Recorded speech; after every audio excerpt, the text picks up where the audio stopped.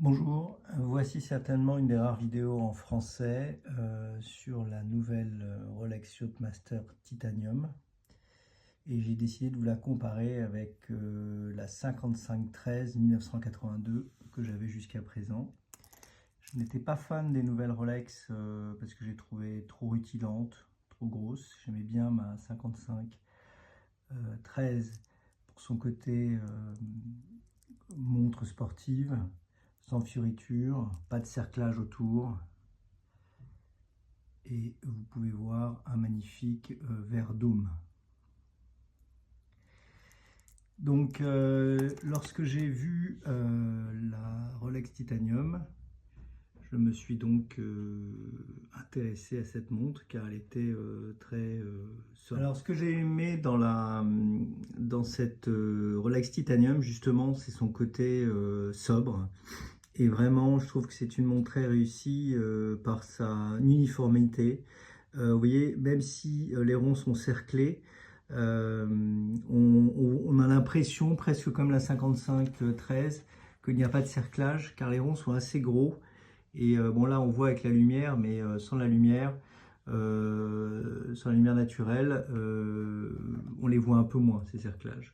Ensuite, ce que j'ai aimé par rapport à celle qui fait 40 mm ou 37 mm, c'est justement toutes les écritures en blanc. Vous voyez, il y a une sobriété incroyable. Et vous pouvez aussi constater que le matériau, donc ce titane, ne brille pas trop et donc il est d'une discrétion. Et je trouve que la montre a une harmonie incroyable entre donc le bezel ici, qui est tout noir, le titane qui a un petit côté aussi un peu gris-noir, le cadran qui est noir et blanc. Bref, c'est vraiment une montre, je trouve, réussie parce qu'elle est sobre, une sobriété incroyable. Et vous verrez, en fonction de la luminosité, bon là on ne voit pas complètement, mais le cadran parfois change de couleur et c'est assez impressionnant.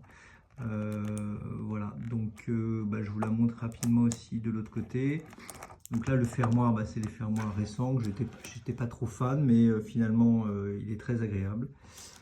Contrairement bien sûr au fermoir ancien, vous voyez, où il fallait d'abord décrocher ça. Voilà. Donc voilà la comparaison d'une 5513 et d'une titanium. Je vais vous la mettre sur le poignet pour que vous puissiez voir la différence de taille. Alors, ça paraît assez impressionnant, mais quand vous les superposez, c'est pas si, il n'y a pas une grosse différence.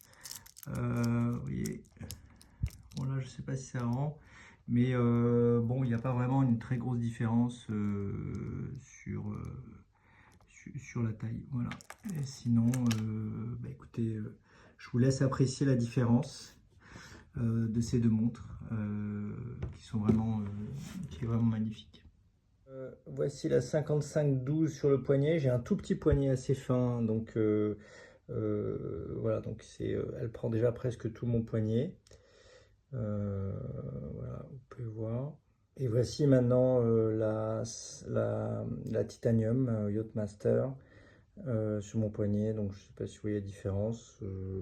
Voilà, ça reste quand même raisonnable. Ça fait pas trop gros. C'est assez agréable et puis bien sûr comme elle est légère, c'est assez agréable à porter.